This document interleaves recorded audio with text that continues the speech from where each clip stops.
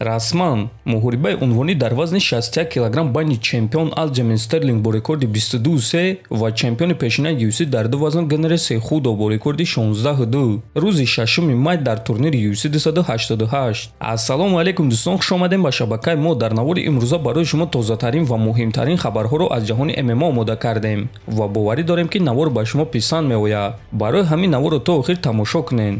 хабари беҳтарин барои подписчикони канали Паҳлавон. ҳиҷомаи бепул барои шумо. агар ки дар вақти дору харидан аз ширкати шифофармо аз номи канали Паҳлавон гап занед, пас шуморо бепул ҳиҷома мекунанд. доруҳо барои хунукзадагӣ ва қавӣ кардани мардонагӣ, барои фарбе ва харобшавӣ, барои ришу мӯйсарбарорӣ, барои дарди дил, дарди мушакҳо ва ҳамчунин равғани сиёҳдона ки пайғамбар саллаллоҳу алайҳи васаллам гуфта буд ки ба ғайр аз марг ба ҳамаи дигар дардҳо даво мебахшад. худи ҳозир ба номерҳои дар рӯи экран буда занг зада доруҳои даркории худро харидорӣ кунед ва ҳатман аз номи канали Паҳлавон гап занед. ҳамин гуна шумо ҳам доруҳои даркории худро ба даст меоред ва ҳам канали моро сахт дастгирӣ мекунед. шаби гузашта ташкилоти ACA расман хабар доданд ки рақиби варзигари тоҷик Фаридун Одилов Виталий Немчинов осеб гирифт ва аз ин муҳориба даст кашид ва ташкилоти ACA ба Одилов рақиби нав пайдо карданд. акнун Фаридун Одилов бо рекорди 15-2 рӯзи 9 март дар турнири ACA 153 бо варзигари бразилӣ Вагнер Прадо бо рекорди 16-7 вомехӯрад. муҳорибаи онҳо дар вазни ним вазн мегузарад ва муҳорибаи рейтингӣ хоҳад шуд. хотиррасон мекунем ки муҳорибаи Фаридун Одилов ва Виталий Немчинов бояд ки дар якчорфинали гран-при вазни миёнаи ACA мегузашт, аммо мутаассифона рақиб осеб гирифт. оё Фаридун дар гран-при ACA иштирок мекунад ё не, айни замон маълум нест. барои ҳамин интизори хабарҳои нав мешавем. дар муҳориба зидди Вагнер Прадо боша ба Одилов муваффақият ва танҳо ғалаба орзумандем. тобови ҷангори вазни сабуки UFC Майкл Чендлер гуфт ки муносибати онҳо бо Конор Макгрегор дар шоу The Ultimate Fighter чӣ гуна мешавад. ма фикр мекунам ки маҳз дар ин сценария ҳамаи кор хуб мешавад. ҳозир байни мо ҳамаи кор хуб аст. Конор маро эҳтиром мекунад, ма бошум ӯро эҳтиром мекунам. фикр мекунам ки мо якдигарро эҳтиром мекунем агар ки оиди дастовардҳои мо дар ин варзиш гап занем.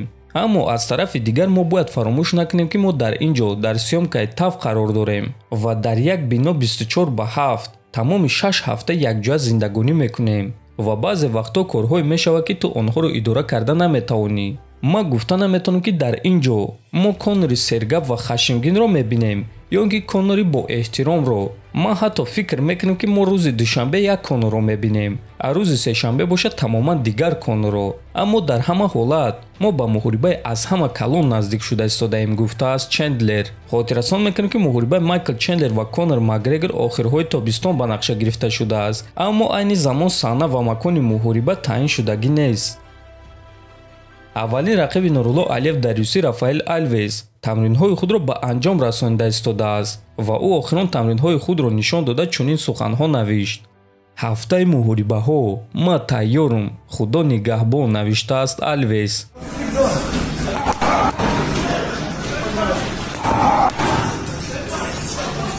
хотиррасон мекунем ки муҳорибаи Рафаэл Альвес ва Нурулло Алиев аллакай шаби 25 ба 26 феврал дар турнири UFC Fight Night баргузор мегардад. муҳориба аз 3 раунд иборат буда дар вазни сабук мегузарад. муҳорибаи асосии ин турнир боша муҳорибаи рейтингӣ дар вазни ним вазнин байни Никита Крилов ва Раян Спейн хоҳад шуд. дар пеш моро маросими вазнкашӣ, муҳорибаи рӯбарӯ ва баъд худи муҳориба интизор аст. мо ба Нурулло Алиев муваффақият ва ғалабаи дурахшон асос бе осеб орзумандем. агар шумо ғалабаи Нурулло Алиевро интизор бошед, пас Нуруллоро дар комментария дастгирӣ кунед. чемпиони пешинаи вазни ним вазнин UFC Иржи Прохаска гуфт ки кай ба октагон нияти баргаштан дорад. ҳозир аз ҳама ҳадафи асосии ман баъди ҷарроҳии худро барқарор кардан аст. ман охирҳои тобистон баргаштан мехоҳам. мо бо Ҷамал Хил дер ё зуд меҷангем ва ман фикр мекунам ки тобистонӣ омода шуда чемпион мешам. ма аз ягон кор пушаймон нестам. ҳамаи ин корҳо бояд ки мешуданд. ҳатто осеби ман. ҳамаи кор сабаб дорад. барои ҳамин ман шикоят намекунам. вақте ки ман бо тамоми қувваи худ бармегардам, ман чемпион мешам. ман ҳозир ҳам чемпионам аммо он вақт дар коғаз чемпион мешавам. Бесаброна муҳорибаи навбатии худро интизорум, гуфтааст Прохаска. Хотиррасон мекунем ки Иржи Прохаска дар вақти тамрин осеб гирифт ва ӯро ҷарроҳӣ карданд, аммо пеш аз ҷарроҳӣ худи Иржи камарбанди худро озод кард ва гуфт ки намехоҳад ки дивизиони онҳо дар як ҷо истад. аз ҳамин сабаб барои камарбанди ӯ Ҷамал Хил ва Глове Тешера ҷангиданд ки дар натиҷа Ҷамал Хил ғолиб шуда соҳиби ин камарбанд шуд. акнун чӣ гуна ки мебинем Прохаска баргаштан ва камарбанди худро баргардондан мехоҳад. ӯ ин корро кардан метавонад ё не, танҳо вақт нишон медиҳад. дар ҳамин ҷо дӯстон навори мо ба анҷом мерасад. ҳатман дар канали мо обуна шавем, фикр ақидаҳотонро нависен. то боздид хонободу сарбаланд бошен.